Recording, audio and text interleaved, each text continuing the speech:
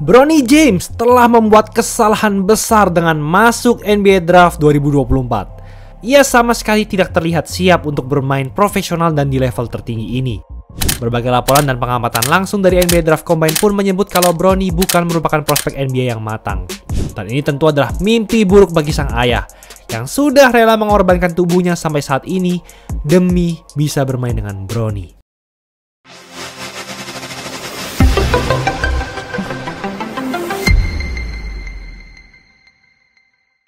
Menjadi seorang Bronny James tentunya bukanlah hal yang mudah. LeBron merupakan salah satu atau bahkan pebasket terhebat sepanjang masa. Jadi sejak kecil, Bronny sudah memiliki tekanan yang sangat besar untuk bermain sama hebatnya dengan LeBron nantinya. Begitu, Bronny tetap berhasil memaksimalkan potensinya di jenjang SMA.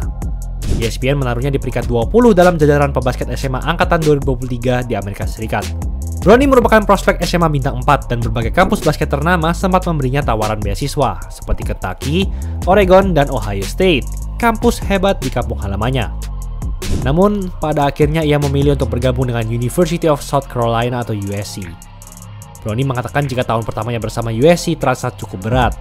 Seperti yang kita tahu, karir basket dan bahkan hidup Bronny sendiri sempat hampir musnah setelah mengalami gagal jantung saat latihan pada 2023 lalu. Meski akhirnya Bronny telah dinyatakan dapat bermain kembali, Bronny hanya punya rataan 4,8 points, 2,8 rebounds, dan 2,1 assist per game dengan waktu bermain sebanyak 19,3 menit per game saja. Catatan ini bisa dibilang sangat buruk, apalagi jika ditambah dengan akurasi field goalnya yang hanya 36,6% serta 26,7% untuk akurasi 3 point. Sangat buruk. Dengan angka-angka tersebut, Bronny tetap saja memutuskan untuk bergabung di NBA Draft tahun. Tapi, tidakkah kalian melihat sesuatu yang aneh? Orang mana yang berani masuk NBA Draft dengan catatan seburuk itu? Terlebih lagi ini hanya baru tahun pertamanya di USC. Bronny terkesan memaksakan dirinya dalam keputusan ini. Dan kita semua tahu siapalah yang menyebabkan semua ini. Sekitar 2 tahun yang lalu, ini yang dikatakan LeBron James tentang Bronny. Bronny is number 1 on my fucking list. That's dope. He's number 1 on my list. I want to play with for sure. LeBron memiliki keinginan yang sangat besar untuk menjadi duet ayah anak pertama yang bermain bersama. Sampai di situ saja, LeBron kembali memberi tekanan kepada Bronny secara tidak langsung dengan menyebut jika ia tentunya sudah jauh lebih hebat dibandingkan pemain-pemain lainnya di NBA. Bahkan LeBron juga sempat mengatakan jika Bronny sudah bisa bermain untuk Lakers yang pada saat itu sedang kesusahan. Dan apakah LeBron tidak sadar kalau semua itu disebabkan oleh dirinya sendiri beserta keinginan ambisiusnya? Meski begitu, jujur saja jika Bronny tidak memiliki kata-kata LeBron James dalam namanya, maka sudah pasti kita tidak akan mendengar sepatah dua kata pun tentangnya. Ia bahkan tetap diundang ke NBA Draft Combine, sebuah ajang di mana para prospek hebat terpilih mendapat kesempatan untuk membuktikan kemampuannya di depan puluhan pihak manajemen tim NBA. Bronny merupakan prospek yang biasa-biasa aja, akan tetapi ia berhasil mengejutkan beberapa orang di sana. Bronny mampu meloncat hingga 102,8 cm, tertinggi keempat dari antara seluruh partisipan Draft Combine tahun ini. Tak hanya itu, ia juga berhasil memasukkan 19 dari total 25 3 point, dan 12 diantaranya dicetak secara beruntun. Capaian tersebut juga merupakan yang tertinggi kedua dari antara seluruh partisipan. Namun, ketika saatnya melakukan pertandingan 5 lawan 5, ketidaksiapan Bronny mulai terekspos dengan jelas. Pada hari pertama, ia hanya mencetak 4 points dan 4 rebounds dalam 19 menit. Dan meski pada hari kedua, performanya terlihat meningkat dengan mencetak 13 points, ekspektasi Bronny tetap berbeda jauh dengan mereka yang mengamatinya. Salah satu pengamat di sana menyebut jika Bronny bukanlah seorang prospek NBA. Ia sejatinya adalah seorang point guard dengan tinggi badannya itu, namun ia tidak bisa mengatur offense dengan baik. Jika bermain di posisi shooting guard, Bronny pun tidak bisa konsisten dalam menembak. Dan ketika berada di sisi offense, Bronny hanya bisa menyerang di sisi kiri lapangan. Salah satu kemampuan terhebatnya hanyalah di sisi defense. Namun Bronny masih tidak bisa mencegah pemain-pemain besar untuk mencetak angka saat ia bertukar posisi defense dengan rekannya, atau melakukan switch. Sebagai pemain muda dan terlebih lagi anak dari LeBron James, tentu ini merupakan review yang sangat brutal.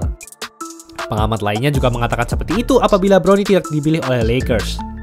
Setidaknya, salah satu hal menarik yang bisa kita lihat dari Bronny di Draft Combine ini adalah bagaimana mentalitas dan mindset Bronny saat menghadapi pertanyaan-pertanyaan dari media.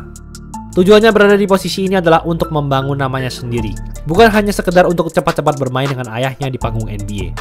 Bahkan faktanya, ini yang dikatakan Bronny tentang hal tersebut. No, never. My dream has always just been to put my name out, make a name for myself, and of course, get to the NBA, which is everyone's end goal is here. And You know, I never thought about just playing with my dad. Bronny bahkan tidak pernah kepikiran untuk bermain bersama LeBron. Perlu diketahui juga, ini merupakan kali pertama Bronny diwawancarai oleh media-media dan ia sudah memiliki sikap yang cukup dewasa.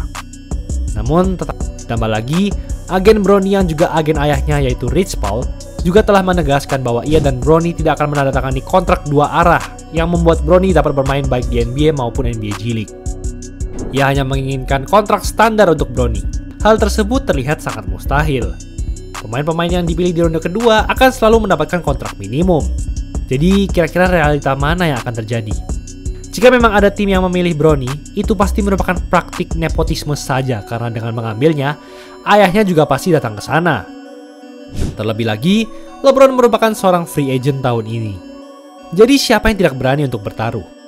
Mereka hanya akan memanfaatkan Bronny yang masih jauh dari kata sempurna sebagai prospek NBA. Kemampuannya masih di bawah rata-rata, bahkan jauh untuk level NBA. Ia hanya akan menjadi cadangan mati, dan biasanya seorang cadangan mati tidak memiliki karir yang panjang. Selain itu, dengan mendatangkan Bronny, tim-tim NBA juga hanya ingin mengambil keuntungan di sisi bisnis saja karena namanya. Bronny seharusnya kembali ke USC saja untuk melatih kemampuannya menjadi pemain yang jauh lebih solid jika ingin membangun namanya sendiri dan tidak bermain bersama ayahnya. Setidaknya posisinya di NBA Draft bisa naik hingga menduduki ronde pertama jika Bronny memilih jalan tersebut, yang akan membuat karirnya di NBA dapat lebih terjamin. Sebaliknya, inilah resiko yang harus dialami Bronny yang buruk di draft combine, menerima banyak tekanan dan kritik dari orang-orang karena namanya, hingga terancam untuk dimanfaatkan secara kotor oleh tim-tim NBA, atau bahkan tidak terpilih sama sekali. Jadi bagaimana menurut kalian? Apakah Bronny telah mengambil keputusan yang tepat? Coba komen di bawah. Bantai sale banding harga jersey basket cuma 100.000 doang per setel. Custom jersey apapun bisa di Easy Sportswear, 100% polyester, full print, jahitan rapi, dijamin kualitas terbaik.